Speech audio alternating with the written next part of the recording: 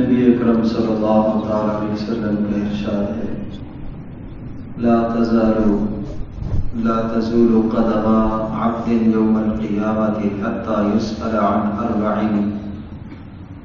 قیامت کے دن آدمی کے پاؤں اس وقت تک نہیں ہلیں گے یہاں تک کہ اس سے 4 سوال نہ کیے جائیں۔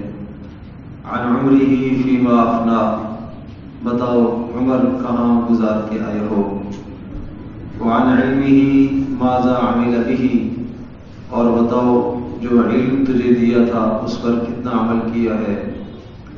وعن مالہ من این اکتسبہ وفیما انفقہ، بتاؤ جو مال کمایا ہے کہاں سے کمایا ہے اور اس مال کو کہاں خرچ کیا ہے۔ وعن جسمہ فیما ابلاہ، اور بتاؤ اپنا جسم کس جگہ پر کھپا کر آئے ہو، جسم سے دنیا میں کیا کام آپ نے لیے ہیں۔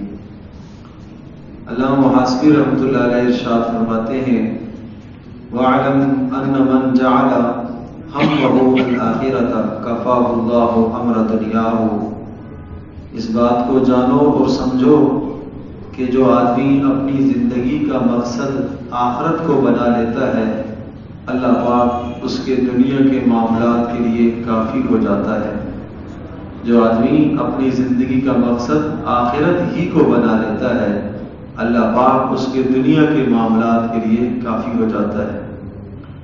جس طرح کہ حضرت صلی اللہ تعالی علیہ وسلم کی ایک حدیث نقل فرمائی، رسول اکرم صلی اللہ علیہ وسلم نے ارشاد فرمایا، تفرغوا من هموم الدنیا ما استطعتم، کہ تم دنیا کے غموں سے اپنے آپ کو فارغ کر لو، دنیا کی مصیبتوں سے پریشانیوں سے اپنے آپ کو فارغ کر لو جتنی تمہاری استطاعت اور طاقت ہے۔ فَإِنَّهُ مَنْ كَانَتِ الدُّنْيَا أَكْبَرَ هَمِّهِ أَفْشَى اللَّهُ عَلَيْهِ ضَيْعَتَهُ، اس لیے کہ جو آدمی دنیا کو اپنا سب سے بڑا مقصد بنا دیتا ہے، اللہ تبارک تعالیٰ اس کی معیشت کو، اس کی روزی کو پھیلا دیتا ہے۔ کہ جو آدمی دنیا کو اپنا سب سے بڑا مقصد بنا لیتا ہے، اللہ پاک اس کی روزی کو منتشر کر دیتا ہے، اور وہ سارا دن اپنی اس روزی کی طلب اور تلاش میں تھکتا رہتا ہے، سارا دن اپنی اس روزی کی تلاش میں مشقتیں برداشت کرتا رہتا ہے۔ تو حضرت صلی اللہ تعالی علیہ وسلم نے یہ سبق دیا کہ جو آدمی صبح کو یا کسی بھی وقت دنیا ہی کو اپنا مقصد، اپنا مطمع نظر بناتا ہے، اس کا نقصان یہ ہے کہ اللہ پاک اس کی معیشت کو اور اس کی ضروریات کو ایسا بکھیر دیتا ہے، سارا دن ان میں تھکتا رہتا ہے، ملتا وہی ہے جو اس کے نصیب میں لکھا ہوا ہوتا ہے۔ اور دوسرا نقصان، وَجَعَلَ فَقْرَهُ بَيْنَ عَيْنَيْهِ، اللہ پاک اس کے فقر کو اس کے سامنے لے آتا ہے، اللہ پاک اس کے فقر کو اس کے سامنے لے آتا ہے، محتاج بن جاتا ہے۔ فقر کا معنی ہے محتاج ہونا۔ اس کے اندر حرص اور ہوس اتنی ہوتی ہے کہ مال زیادہ ہو جائے، دنیا کی عزت مل جائے، دنیا کی طاقت مل جائے، ہر وقت اسی ہی کی جستجو سے رہتی ہے۔ اور ارشاد فرمایا، وَمَنْ كَانَتِ الْآخِرَةُ أَكْبَرَ هَمِّهِ جَمَعَ اللَّهُ لَهُ أَمْرَهُ، اور جو آدمی اپنی زندگی کا مقصد آخرت کو بنا لیتا ہے، اللہ تبارک تعالیٰ اس کی معاش کو، اس کی روزی کو ایک جگہ جمع کر دیتا ہے، اور وہ تھوڑے سے ٹائم میں اپنی روزی کو حاصل کر لیتا ہے۔ دیکھو اللہ پاک نے جو نصیب میں لکھا ہے وہ اسے بھی ملتا ہے جس نے اپنا مقصد دنیا بنایا ہے، اور جس شخص نے اپنا مقصد آخرت بنایا اس کو بھی وہی ملتا ہے جو اس کے نصیب میں ہے۔ نصیب دونوں کو اپنا اپنا ملے گا جو ان کے نصیب میں لکھا گیا ہے۔ لیکن جو آدمی اپنا مقصد دنیا بناتا ہے، دنیا بنانے کا مقصد کیا ہوا؟ صبح اٹھتے ہی اسے اللہ یاد نہ آئے، اسے دنیا ہی کا خیال ہے، اور کھاتے پیتے وقت اسے اللہ یاد نہ آئے، اسے دنیا ہی رہے، دن میں اپنے کاروبار میں، کام میں، ملازمت میں، تجارت میں اللہ پاک کو یاد نہ کرے، نماز کا اہتمام نہ کرے، نماز کئی نمازیں ضائع ہوتی چلی جائیں، حلال حرام کی تمیز نہ کرے، کسی کی عزت کی پرواہ نہ کرے، تو اس نے اپنا مقصد دنیا کو بنایا۔ تو ایسے شخص کے لیے کیا نقصان بتایا کہ اللہ پاک اس کی معیشت کو پھیلا دیتا ہے اور اس کی روزی کو منتشر کر دیتا ہے، وہ تھکتا رہتا ہے اور اللہ پاک اسے محتاج بنا دیتا ہے۔ اور جو آدمی اپنی زندگی کا مقصد آخرت کو بنا لیتا ہے، اللہ تبارک و تعالیٰ اس کی روزی کو جمع کر کے لے آتا ہے۔ اس کی مثال یوں سمجھیے، ایک آدمی اپنے پاس 2 مرغیاں پالتا ہے، ایک مرغی انڈے دیتی ہے، ایک نہیں دیتی۔ جو مرغی انڈے دیتی ہے اس کو دانا ایک ہاتھ میں سامنے رکھ دیتا ہے، ہاتھ میں کھلا دیتا ہے، اور جو مرغی انڈے نہیں دیتی ہے اس کے لیے دانا اس نے پھیلا دیا۔ دانے دونوں کے برابر تھے، اس نے جلدی چوگ لیا، جس کے لیے ہاتھ میں اس نے چوگایا ہے یا سامنے سارے دانے ایک جگہ پر رکھ دیے، یہ جلدی جلدی دانا چوگ کر فارغ ہو جائے گی، اور دوسری کے لیے اس نے دانے کو بکھیر دی، وہ مٹی میں، وہ دھول میں، وہ پتھروں میں دانا یہاں تلاش کر رہی، وہاں تلاش کر رہی، وہاں تلاش کر رہی، اس کا ٹائم زیادہ لگے گا۔ بالکل اسی طرح سے جو آدمی اپنی زندگی کا مقصد آخرت کو بناتا ہے، نصیب اس کا بھی وہی ہے جتنا اس کا ہے جو دنیا کے پیچھے دوڑتا ہے، اس کا بھی نصیب وہی، اس کا نصیب بھی اللہ نے لکھا، اس کا نصیب بھی اللہ نے لکھا۔ لیکن جس نے اپنا مقصد آخرت کو بنایا، اللہ اس کی روزی کو جمع کر دیتا ہے، اور جس نے اپنا مقصد دنیا کو بنایا، اللہ اس کی روزی کو بکھیر دیتا ہے، اور جس نے اپنا مقصد آخرت کو بنایا، اللہ اس کی روزی کو جمع کر دیتا ہے۔ وَجَعَلَ غِنَاهُ فِي قَلْبِهِ، اور اللہ پاک اس کے دل میں غنا پیدا کر دیتا ہے۔ الغنا من القلب، الغنا من النفس، مالداری تو دل کی مالداری ہوتی ہے، غنا تو دل کا غنا ہوتا ہے۔ وہ گھر میں کھانے کو نہیں ہے جب بھی اس کا دل غنی ہے، کچھ بھی نہیں ہے جب بھی اس کا دل غنی ہے۔ دل کی غنا کی مثال عرض کروں، حضرت علی رضی اللہ تعالیٰ عنہ روزہ تھا اور شام کو روزہ افطار کرنے لگے، ایک روٹی سامنے لا کر رکھی اور ایک سائل آ گیا تو وہ روٹی اسے دے دی۔ حضرت فاطمہ رضی اللہ تعالیٰ عنہ کا بھی روزہ تھا، انہوں نے دیکھا کہ انہوں نے روٹی دے دی تو انہوں نے بھی اپنے حصے کی روٹی دے دی۔ حضرت حسن اور حسین رضی اللہ تعالیٰ عنہما نے جب یہ اپنے ماں باپ کی زندگی کو دیکھا تو انہوں نے بھی ایسا عمل کیا، تو چاروں افراد نے شام کا کھانا نہیں کھایا۔ یہ غنا ہے، یہ غنا ہے، اور نہ کھا کر بھی خوش ہیں، اور وہ صدقہ کر کے بھی ان کو وہ لذت مل رہی ہے جو کھا کر نہیں ملتی، صدقہ کر کے بھی وہ لذت حاصل ہو رہی ہے جو کھانا کھا کر نہیں ملتی، وہ سکون میسر ہو رہا ہے جو کھا کر نہیں ملتا۔ تو یہ ہے دل کا غنا۔ اور تیسرا فائدہ ارشاد فرمایا، وما اقبل عبد بقلبه الى الله عز وجل الا جعل الله قلوب المؤمنين تنقاد اليه بالرحمه والموده۔ ارشاد فرمایا کہ جو آدمی اپنے دل کو اللہ پاک کی طرف متوجہ کر دیتا ہے، اللہ پاک لوگوں کے دلوں کو اس کی طرف متوجہ کرتا ہے۔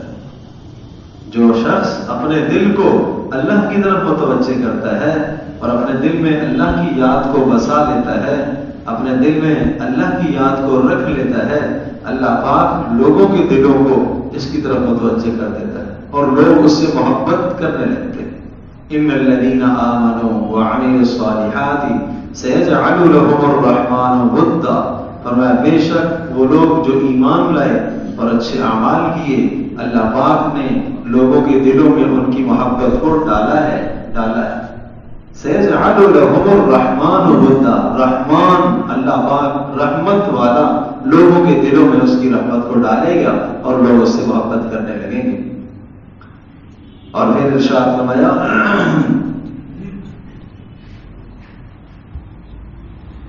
فاحذر یا اخی المراء فی القرآن، قرآن مجید اللہ پاک کا کلام ہے، اس میں تمہیں شک اور شبہہ نہیں ہونا چاہیے، اس میں شک سے اپنے آپ کو بچانا کہ پتہ نہیں یہ بات صحیح ہے نہیں، سچ ہے، حق ہے، یہ اللہ کا کلام ہے۔ اور والجدل فی الدین، اور دین میں بحث مباحثے سے اپنے آپ کو بچانا۔ ایک سوال کرنا ہوتا ہے علم حاصل کرنے کے لیے، اور ایک سوال کرنا ہوتا ہے محض بحث مباحثے کے لیے۔ دو آدمی مل گئے، آپس میں بیٹھ گئے، دین پر تبصرہ کرنا شروع کر دیا، گھنٹے کے گھنٹے گزر گئے، مذہب پر، مسلک پر، فلاں یوں ہے، فلاں یہ ہے، فلاں ایسا ہے، ویسا ہے۔ یہ تبصرہ نہیں ہونا چاہیے، یہ انسان کی عاقبت کو برباد کرتا ہے۔ اور سنو، علامہ ابن جوزی رحمۃ اللہ علیہ نے ارشاد فرمایا، اذا اراد اللہ بعبد شرا ابتلاه بالجدل واذا اراد اللہ بعبد خیرا فقهه للعمل۔ بڑی اہم بات ہے، اللہ تبارک و تعالی جب کسی بندے کے ساتھ برائی کا ارادہ کرتا ہے تو اللہ تبارک و تعالی اس کو جھگڑے میں مبتلا کر دیتا ہے، وہ جھگڑا کرنا شروع کر دیتا ہے، ادھر جھگڑنا، ادھر جھگڑنا، ادھر لڑائی، ادھر لڑائی۔ مطمئن نظر ہی اس کا یہی ہوتا ہے، بحث مباحثہ کر رہا ہوتا ہے۔ اور اللہ پاک جس بندے کے ساتھ بھلائی کا ارادہ کرتا ہے، اللہ پاک اس کو جھگڑے سے نکال کے عمل کی توفیق میں لے آتا ہے، وہ عمل میں لگ جاتا ہے، وہ عمل میں لگ جاتا ہے۔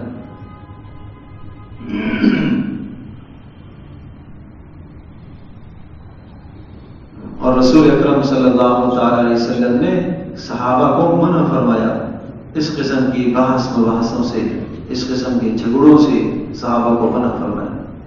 اور پھر حضرت صلی اللہ علیہ وسلم نے ارشاد فرمایا، لا يؤمن العبد الایمان كله حتى يترك المراء وان كان صادقا۔ بندہ اس وقت تک ایمان کے کمال تک نہیں پہنچتا جب تک حق پر ہوتے ہوئے بھی جھگڑے کو چھوڑ نہ دے۔ حق پر ہے، اسے پتہ ہے میں حق پر ہوں، پھر بھی جھگڑا ختم کرنے کے لیے پیچھے ہٹ جائے، یہ ایمان کے کمال کی علامت ہے۔ اور حضرت انس رضی اللہ تعالیٰ عنہ سے روایت مروی ہے، وہ ارشاد فرماتے ہیں، من ترک المراء وهو محق بني له قصر في وسط الجنة۔ جو آدمی حق پر ہوتے ہوئے بھی جھگڑا چھوڑ دے گا، اللہ تبارک و تعالیٰ اس کے لیے جنت میں ایک محل تیار کرے گا۔ کتنی سعادت کی بات ہے۔ اس لیے ارشاد فرمایا اپنے آپ کو جھگڑے سے بچانا، حتی الامکان جھگڑے سے بچانا۔ اور پھر ارشاد فرمایا وَكُن مِّنَ الَّذِينَ قَالَ اللَّهُ عَزَّ وَجَلَّ فِيهِمْ۔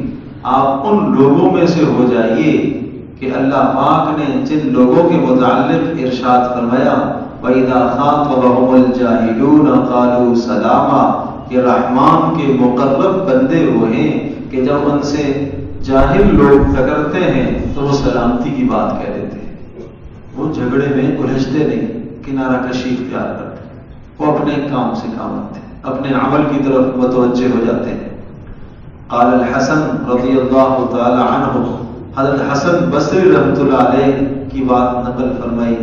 اور حضرت حسن بصری رحمہ اللہ تعالی وہ شخص ہیں جو تابعین میں جن کا شمار ہوتا ہے، بڑے اجلہ اور بڑے کبار تابعین میں ان کا شمار ہے۔ حضرت عبداللہ بن عباس، حضرت عبداللہ بن مسعود رضی اللہ تعالی عنہما، ان لوگوں سے علم حاصل کیا۔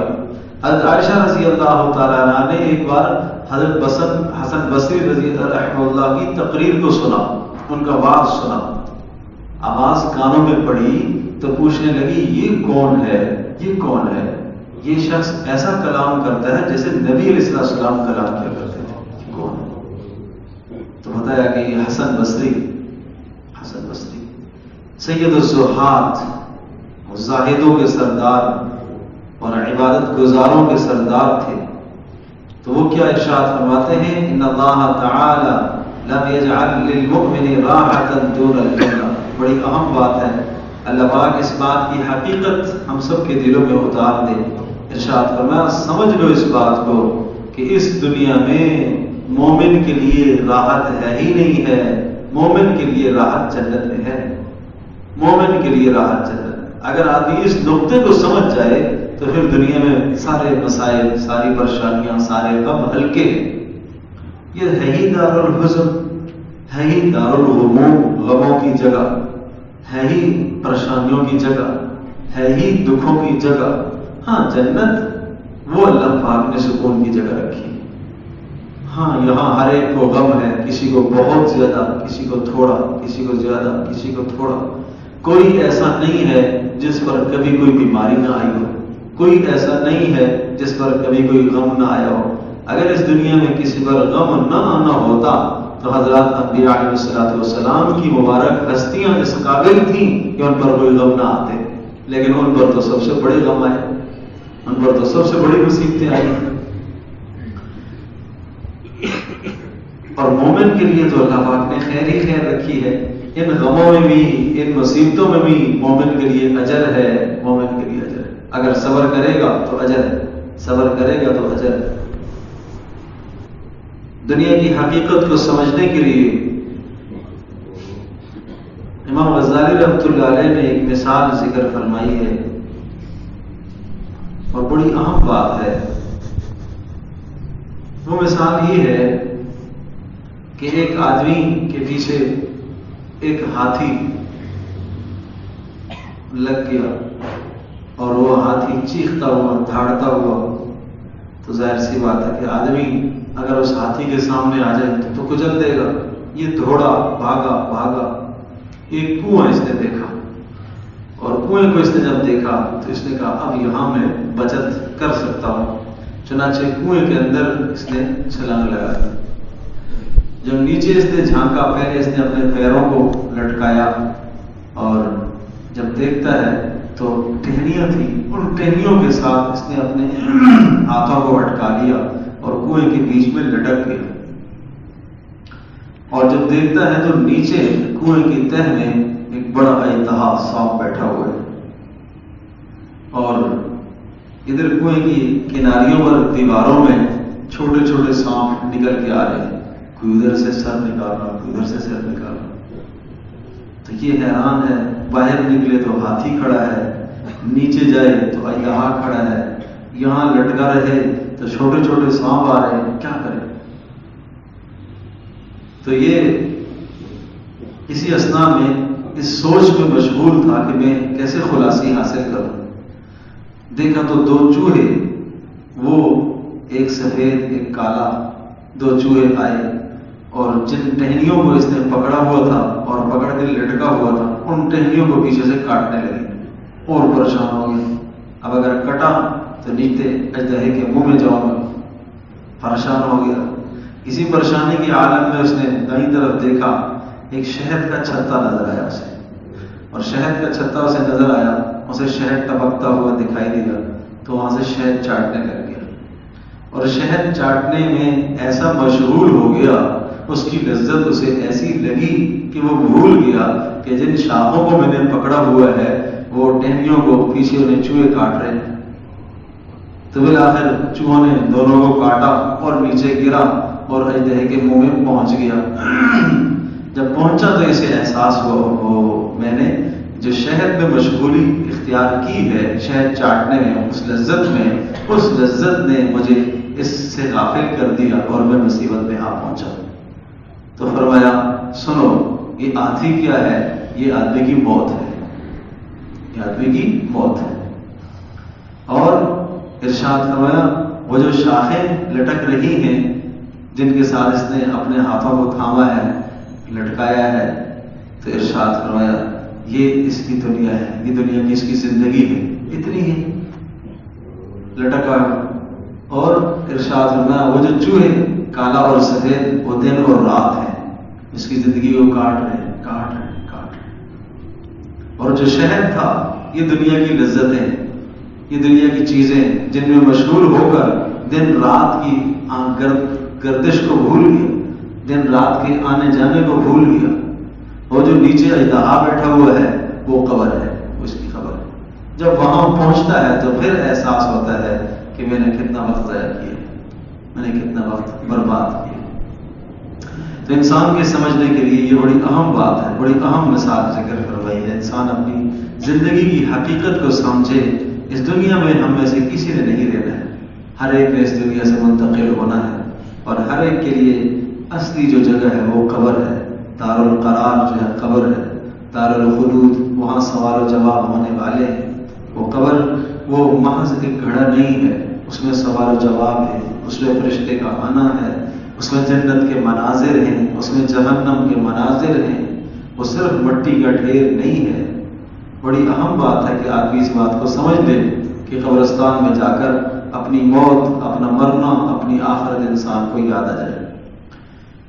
تو یہ عرض کر رہا تھا کہ یہ چند باتیں اگر ہماری زندگی میں آ جائیں، پھر میں دہرا دیتا ہوں کہ ارشاد فرمایا کہ جو آدمی اپنی زندگی کا مقصد آخرت کو بنا لیتا ہے، اللہ پاک اس کی دنیا کے لیے کافی ہو جاتا ہے۔ اور پھر حدیث پاک میں ارشاد فرمایا کہ جو آدمی اپنی زندگی کا مقصد دنیا کو بناتا ہے، اللہ پاک اس کی معیشت کو بکھیر دیتا ہے اور اللہ پاک اس کے فقر کو اس کے سامنے لے آتا ہے۔ اور جو شخص اپنی زندگی کا مقصد آخرت کو بناتا ہے، اللہ پاک اس کی روزی کو سمیٹ کر اس کے سامنے لے آتا ہے اور اللہ پاک اس کے دل کو غنی کر دیتا ہے۔ اور جو اپنے دل کو اللہ کے ساتھ لگاتا ہے، اللہ کی طرف متوجہ کرتا ہے، اللہ پاک لوگوں کے دلوں کو اس کی طرف متوجہ کرتے ہیں۔ اور پھر ارشاد فرمایا کہ قرآن مجید میں شک کرنے سے اپنے آپ کو بچانا اور جدل اور دین میں جھگڑا کرنے سے اپنے آپ کو بچانا، جھگڑے سے اپنے آپ کو بچانا۔ اور پھر ارشاد فرمایا علامہ ابن جوزی رحمۃ اللہ علیہ کا قول کہ جب اللہ پاک کسی بندے کے ساتھ برائی کا ارادہ کرتا ہے تو اللہ پاک اس کو لڑائی جھگڑے میں مشغول کر دیتا ہے، اور جس بندے کے ساتھ اللہ پاک خیر اور بھلائی کا ارادہ کرتا ہے، اللہ پاک اسے عمل کی توفیق دیتا ہے۔ اللہ پاک ہم سب کو بھی عمل کی توفیق دے۔